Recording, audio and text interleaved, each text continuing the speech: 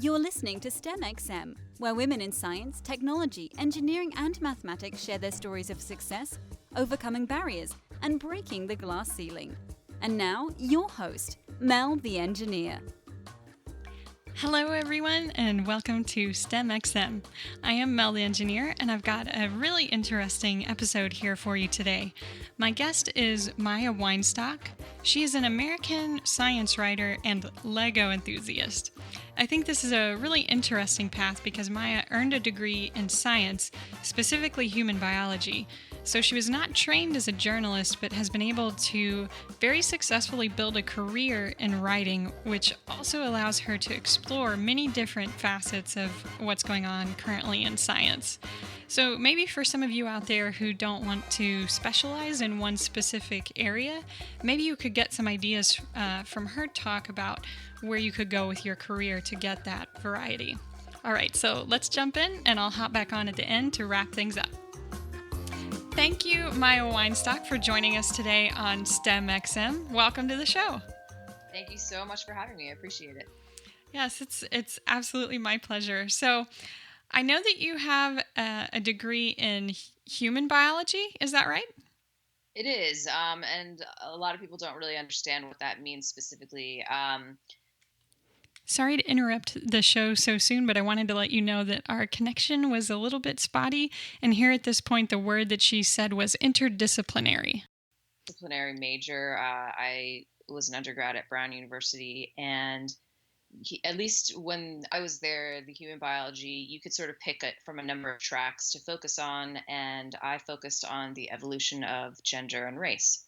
So people often ask me, "Oh, did you plan to be pre-med?" And I never wanted to be pre-med, but I was always very interested in just how we decide what is male, what is female, how that evolved. What are the connections with how animals do in terms of behavior between the sexes, and so that's kind of what I've been interested in, and that's why my major was human biology. So yeah.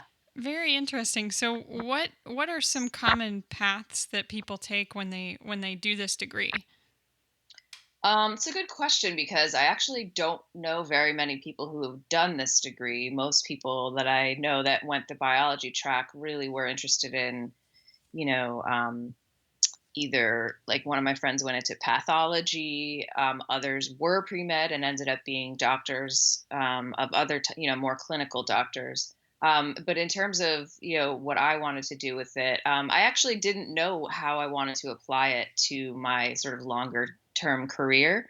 And that's one of the reasons I ended up actually doing science journalism, because I didn't necessarily, at the time anyway, I wasn't sure I wanted to do a PhD, and how I might apply that to my life. Now I might actually have done it slightly differently. I'm actually very interested in women in science. And I probably could have applied it to something toward, more of a history track or something more academic. But at the time, I really was fascinated by many areas of science, not only the development of gender, but I actually, for a very long time, was considering doing astronomy, and cosmology was something that I was fascinated by and continue to be fascinated by. Um, at a certain point, I actually also considered doing design, graphic design. I thought I might actually finish up my bio degree and go back to art school. And actually, that's what led me ultimately to science journalism. It's a totally random story and it's very, just like lots of weird coincidences. But I had gotten this design internship the summer between my junior and senior years in college, and got to the place where I was supposed to have this internship, and they put me sort of in the wrong department, and they actually gave me like an editorial internship. This was at Scholastic, which is the kids publishing company, and they put me at their kids science magazine. And for about a week, I was really annoyed because I was trying to use the internship to see if I wanted to do design and change my, focus from science to art. But then I realized, actually, this is a really interesting way to potentially apply all of my interests.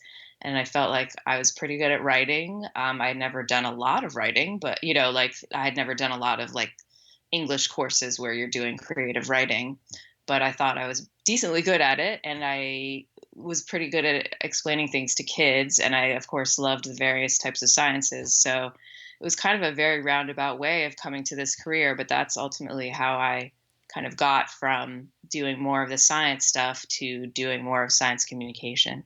Wow, that's really interesting. So it's kind of an accidental thing that happened that put you more on the writing path. But I still think it's interesting that you embraced both of these sides of yourself, because there's this I feel like it's a misconception that people have often, that you're either good at one side or the other, right? So if you're good at writing, then you're not good at science, or you're not good at math, or it's kind of a only one or the other works. But that's really not true. And you've embraced these interests and made a career for yourself. So that's really fantastic.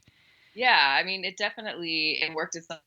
I will say it can sometimes be frustrating for someone who, I mean, I think they have several terms for people like me, like a Renaissance person or whatever, who has many different interests in terms of, academic, but also like creative interests. I mean, it can be great because there's no end to the curiosity, and that's a wonderful aspect.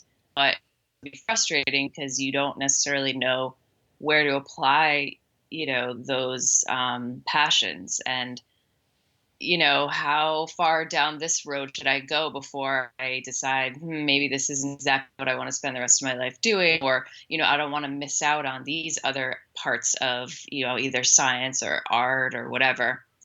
So yeah, I think it's kind of a double-edged sword, but I am who I am, so I kind of will take it. And frankly, I've enjoyed being able to do both writing and be very much, the data um, science that comes out on a day-to-day level, and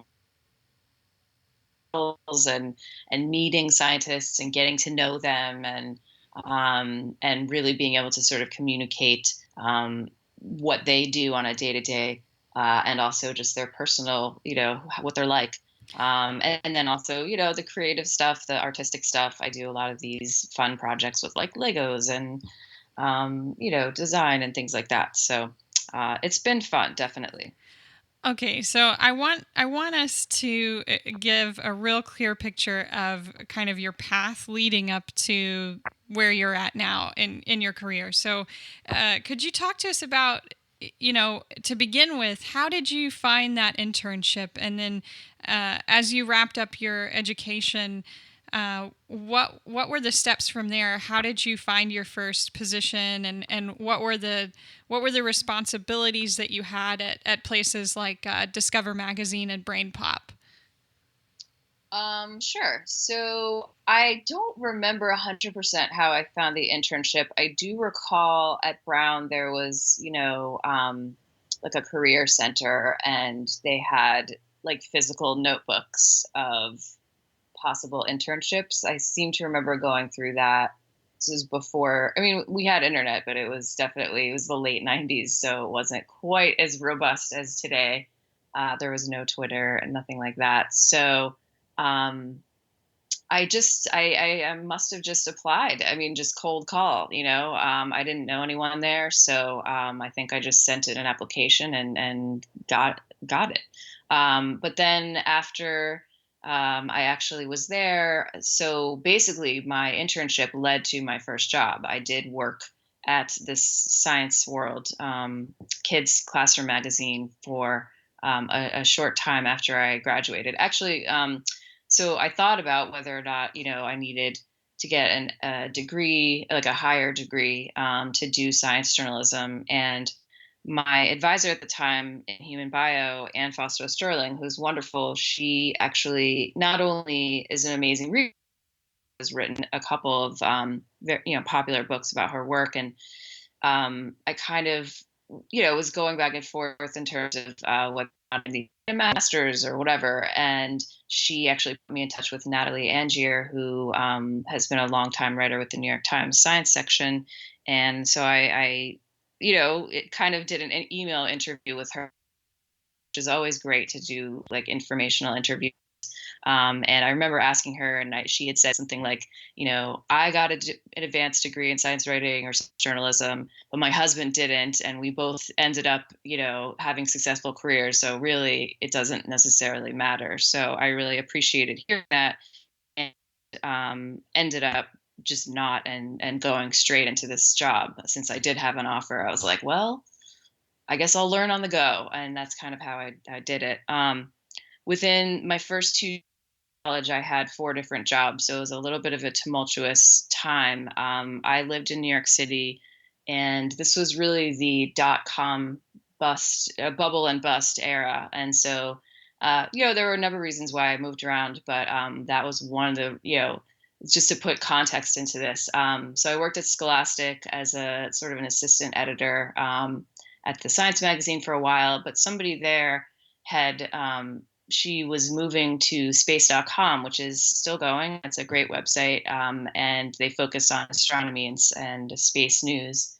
And, this was an area that I had been long passionate about.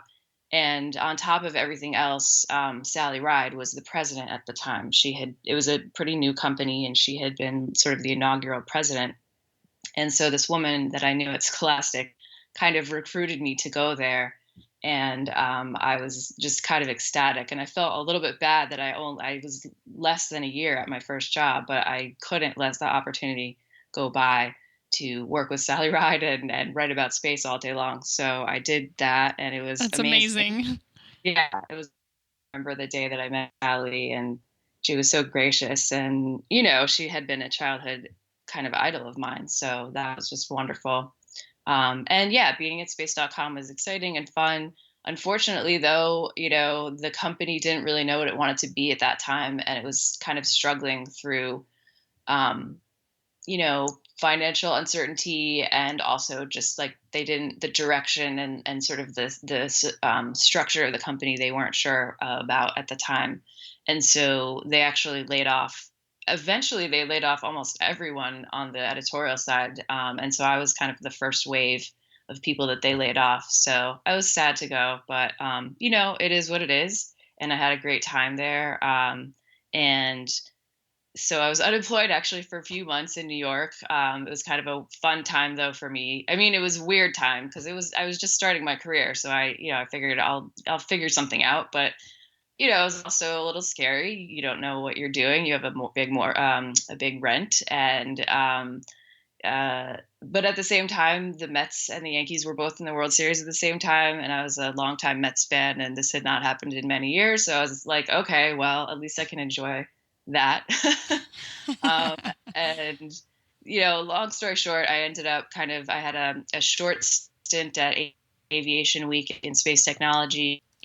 Um, it was a great job for me, but I really had been passionate about working at Discover magazine for a while. Actually, I had wanted to work there for a long time, and their internship schedule I kept missing it. And I was in touch with people there, and kind of we all knew each other, informally, but there wasn't an open position right when I kind of had wanted one. And so eventually there was an open position, and they called me up, and I became a researcher reporter there. And that was wonderful. I mean, I had such an amazing time. I loved Discover, not just for science reporting and science writing and science journalism, but they had a really wonderful design team. And as you know, I was very interested in design as well as science. So it was really the perfect fit for me.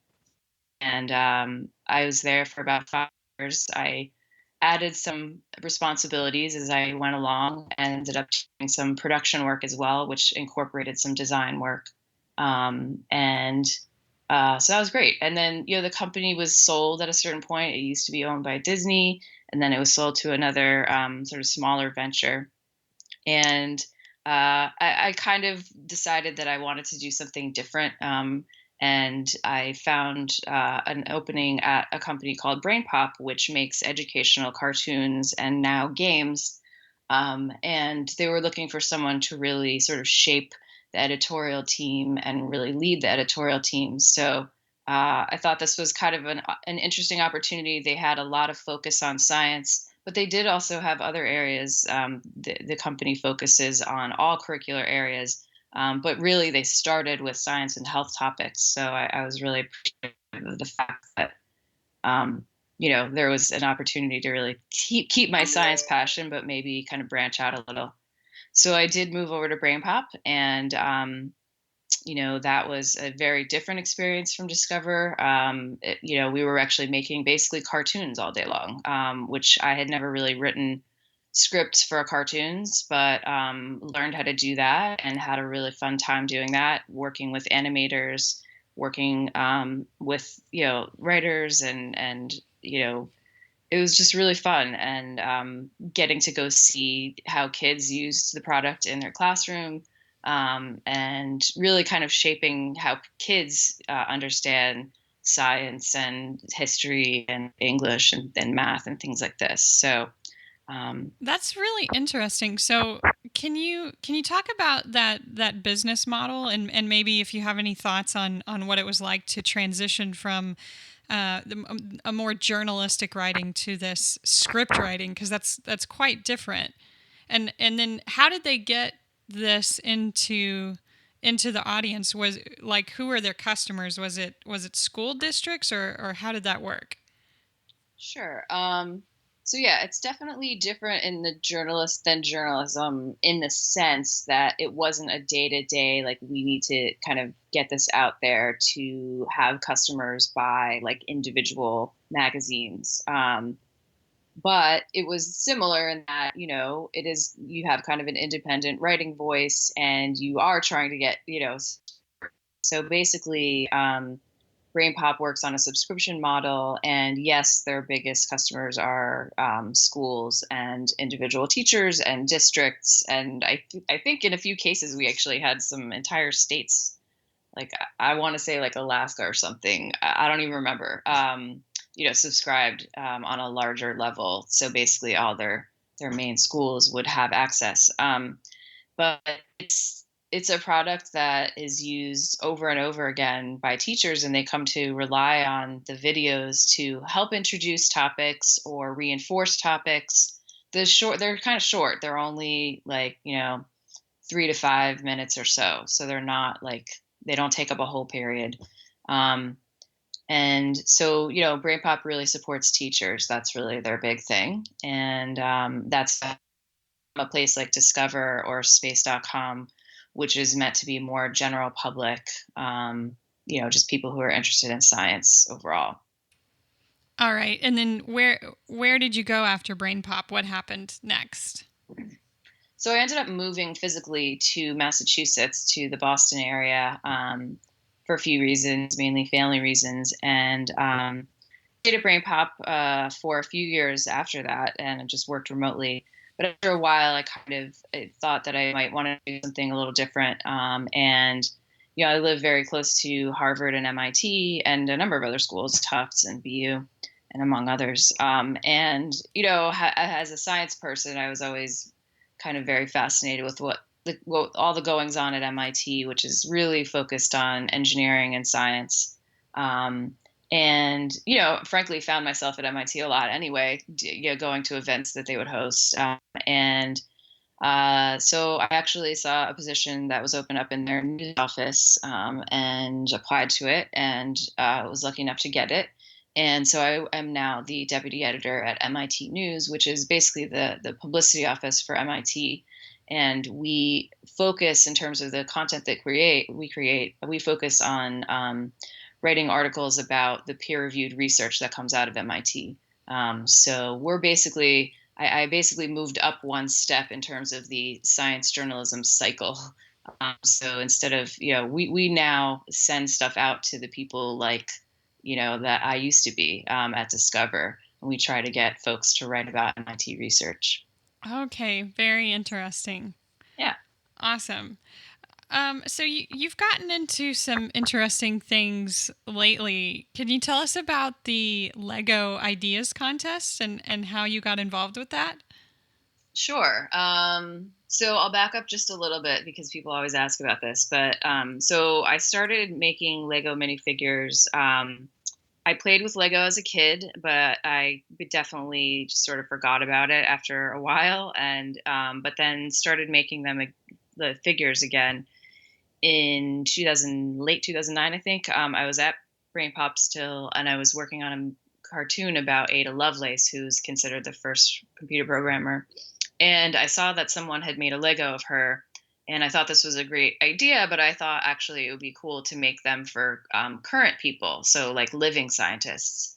So I ended up making one for a friend of mine, Carolyn Porco, who is the lead imaging scientist on the Cassini mission to Saturn, and she loved it. And I decided to make a few more.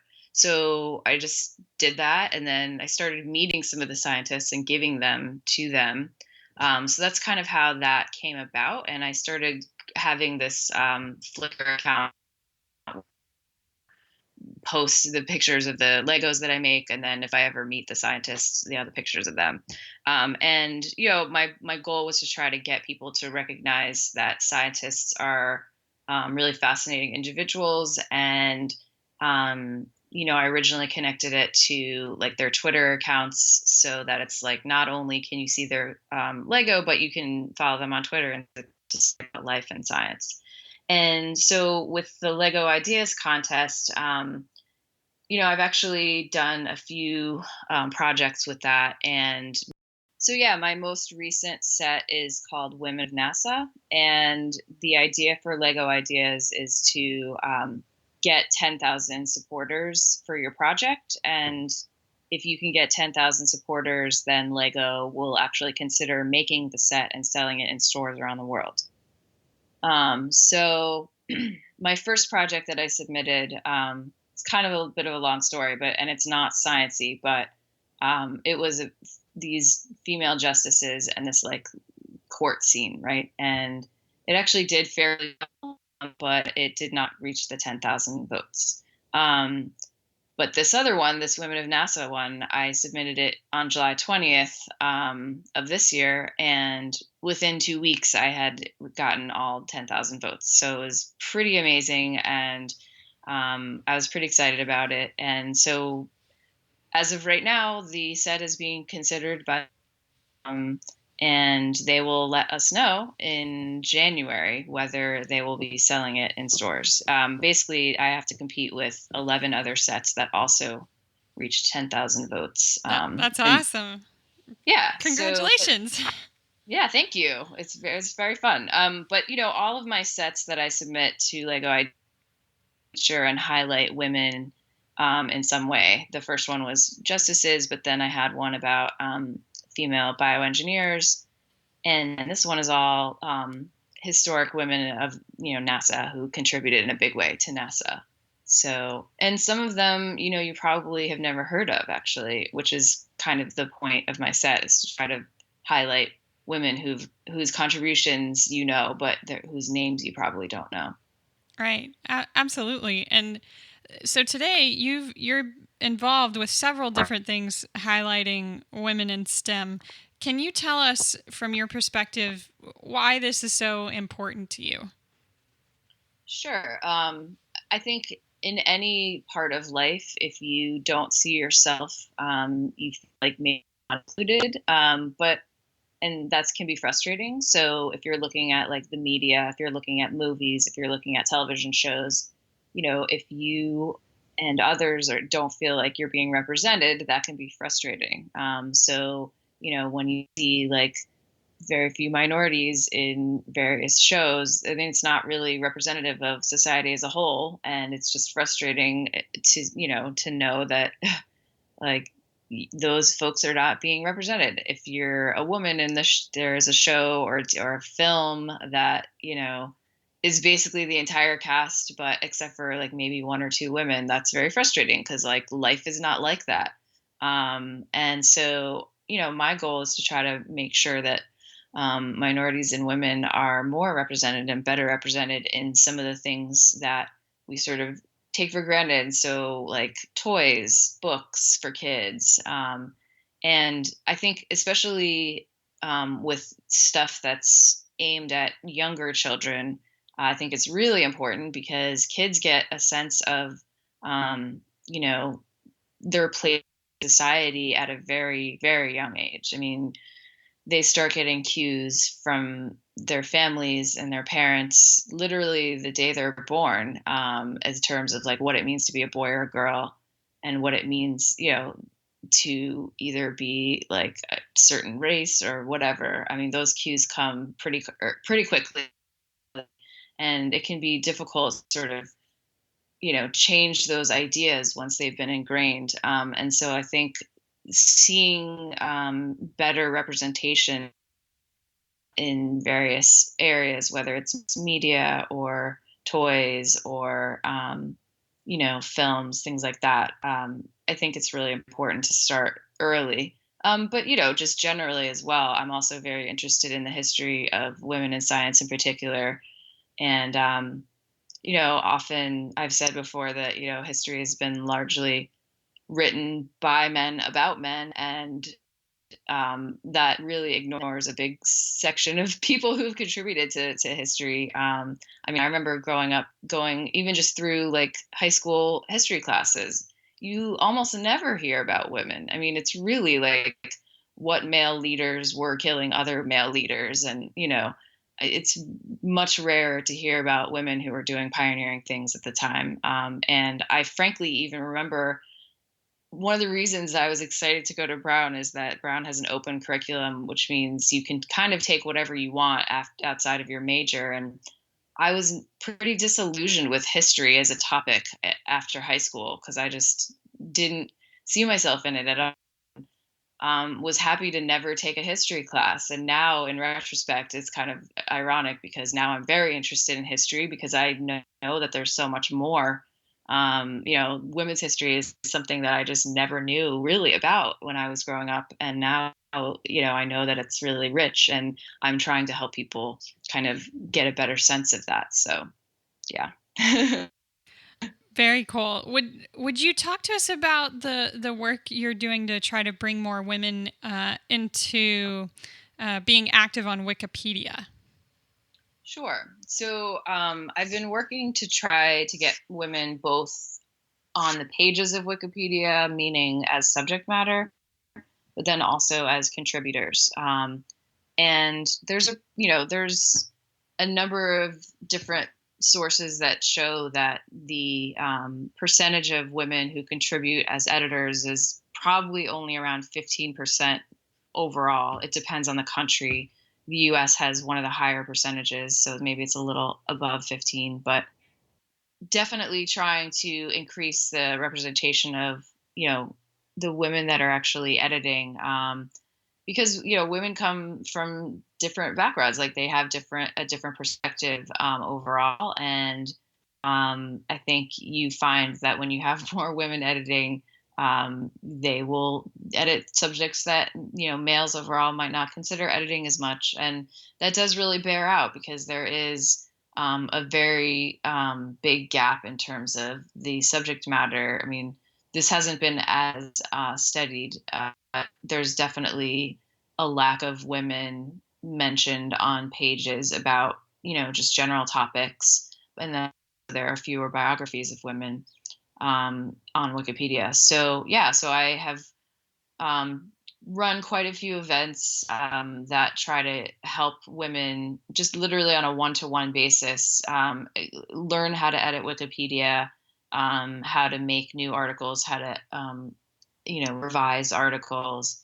And it's not necessarily the most successful way to get new editors who will be, power users, I guess. But it does provide a new avenue to kind of, get more women into Wikipedia at all and to feel comfortable with editing it if they're on their own.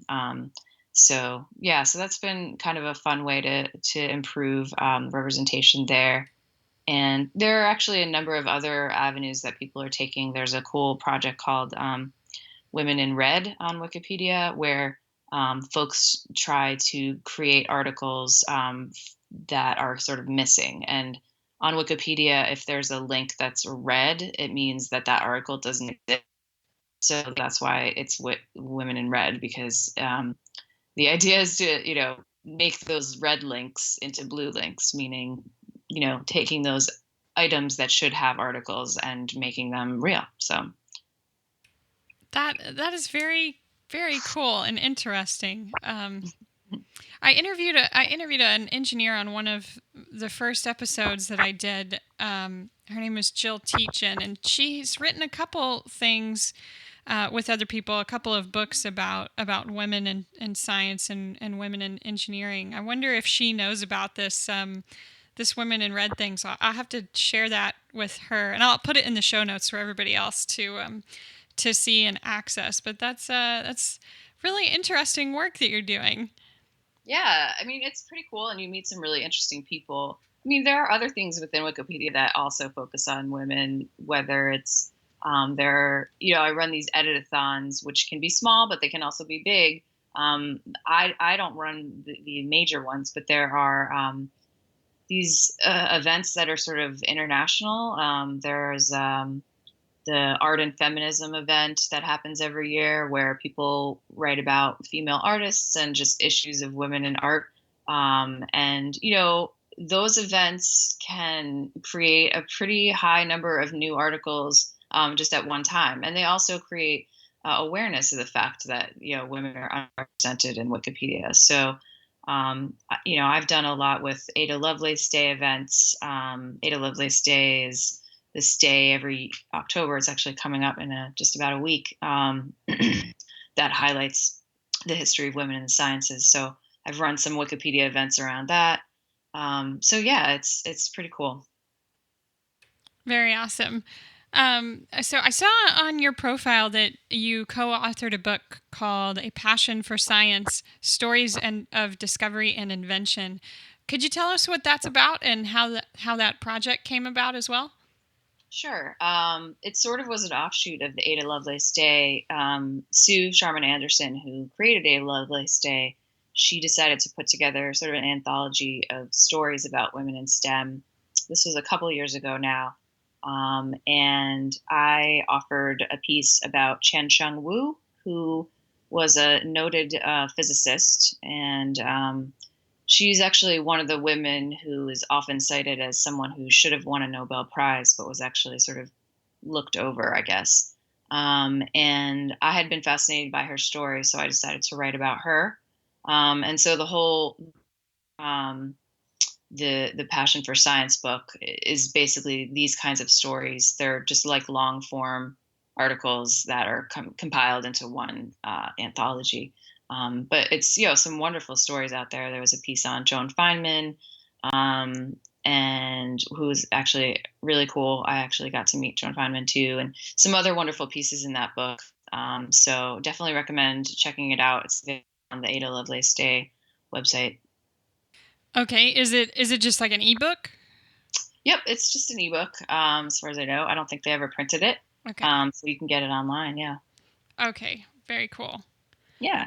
Awesome. Well, before I go into questions, more kind of about your recommendations for people or advice for people, is there anything else that you'd like to share about your career path and coming into this science writing space? I mean, I would say things are definitely different now than when I was coming through, just because social media has become a thing.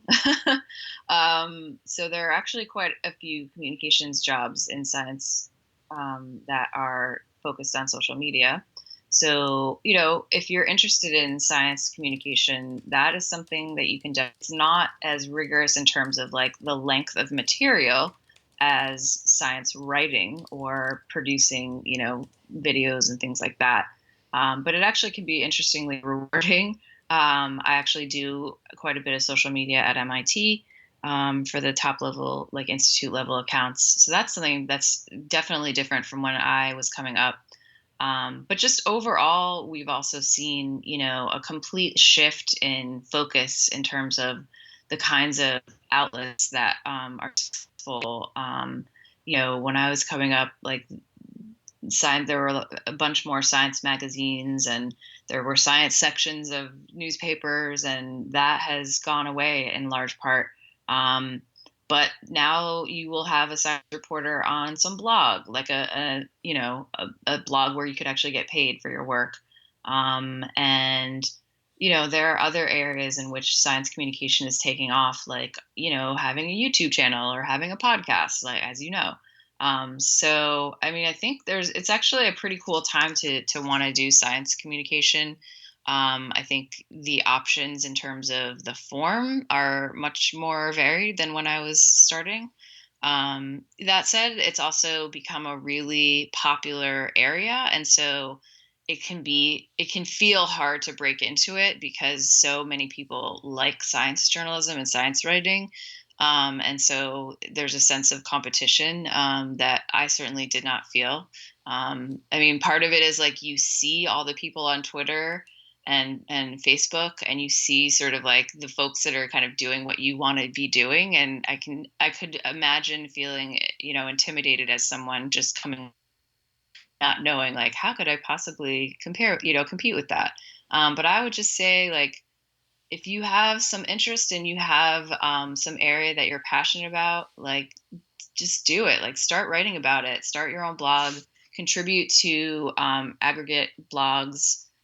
Start a podcast like you've done. Just get your content out there. And content is still really valued, and people are still always looking for good original writing and reporting. And so it's a really cool time to be doing this. How do you expect changes in social media to impact how science communication happens in the coming years? Yeah, that's a great question. I think it's already started to change things. Many people will only get their science news through social media. So I think there's definitely a space for being able to communicate in short bursts with really interesting visual media, and connect it to the content that you're trying to push sort of on your site. um, Being able to kind of condense things and entice people to get onto your content, the longer form content, is a skill. And I think, especially when we're seeing things like the presidential election here, and, not that there's a huge science focus, which is sad, but just to use as an example, I mean, tons of people have reported that social media is how they get their news about the presidential election. I think that's a wake up call.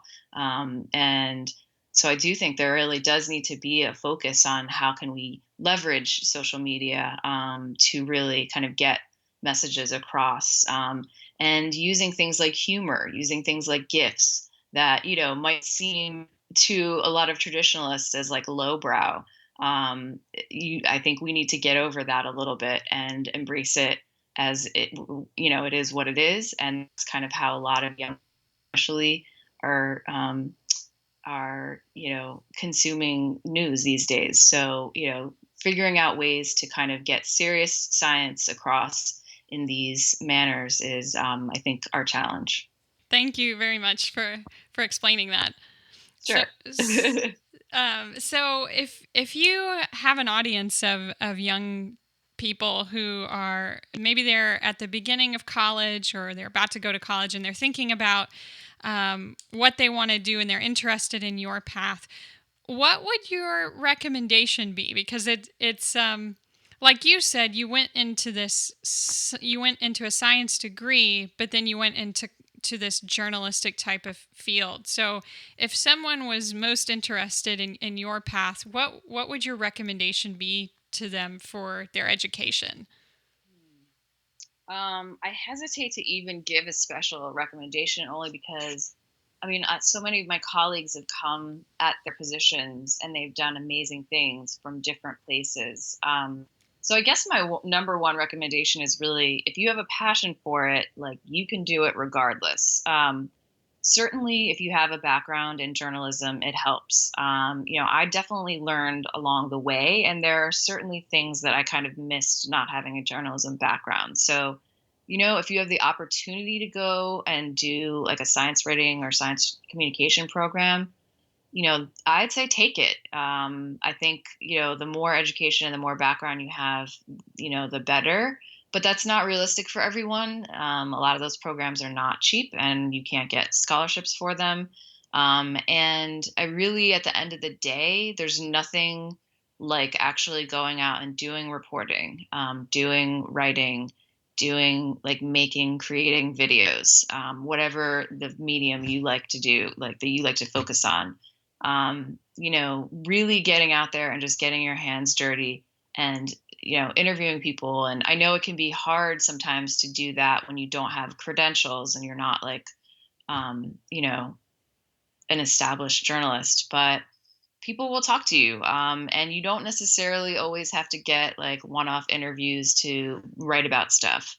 I would just say, whatever you're passionate about, like go for it. And the other thing is, there's two different sort of ways to focus in science writing or science communication. One is to be sort of a generalist, and one is to be like a very specific, like focus on one specific area. And I think both can work. I have been more of a generalist overall with, a few areas that I'm sort of more passionate about. But I also know people who really just, there's this one area that they like know and love, and people come to know them for that. And when you're a writer or a science journalist, people will actually come to you and seek advice and seek, like they'll actually want you to write a piece because they know that you're the expert in that. So that can be really valuable too. So if you really are not interested in, having to learn about all different areas of science, that's fine. I think being a specialist is also really helpful. But yeah, I would just say, overall, just get out there and start writing and start interviewing people, or doing podcasts like you're doing, and making content and putting it out there. That's the way to get noticed. Are there any resources you know of that you would recommend to some folks like this? Resources in what nature? I mean, maybe on getting started writing, or something to do with science communication specifically. I mean, when I was coming up, there was always sort of there was a book that came out about just basics of science writing that was put out by some folks that were working at NASW, the National Association of Science Writers. I don't remember if they're updating those books regularly, but like I definitely read that. Granted, that was a while ago now, so there might be better online versions or more interactive things, videos that you could look at, but I personally am not super duper aware of them. Okay, well, I'll poke around a bit and see if I can find that. If I can find that, I'll put it in the show notes for sure. Yeah. I have to admit I am not up on the latest. If there are a number of communications programs that would be much better suited to kind of give you a list of resources in that realm, but just personally, I haven't, gone down that path as much lately since I'm kind of just already sort of on my path. So, yeah. Awesome. Okay. Thanks so much, Maya. I really appreciate it. So that really wraps up the main questions I've got. So thank you so much for taking the time to speak with us today and telling us about the world of science writing. Oh, my pleasure. Thank you so much for having me. I really appreciate it. Hey everyone, thanks for sticking with us until the end. Maya's career path has been very interesting so far. I got a lot of stuff out of this episode to put in the show notes, so there's links to the book that she co-authored and her Lego creations, as well as her writing, multiple different articles, and then a couple extra things you might want to check out if you are interested in a science writing career path. You can access the show notes on the podcast website. Simply visit STEMxm.com/episode 4. That's STEMxm.com. STEMxm.com/, and then episode and the number 4. I want to thank you again for joining us today. Stay tuned for the next episode where we'll have a geochemist or a hydrogeologist on the show with us. Bye for now. This has been an episode of the STEMxm podcast. Thank you for listening. We would really love if you could pop over to iTunes and give us an honest, positive rating. It helps more listeners find us to learn about STEM careers. Thanks again, cheers, and we'll catch you on the next episode.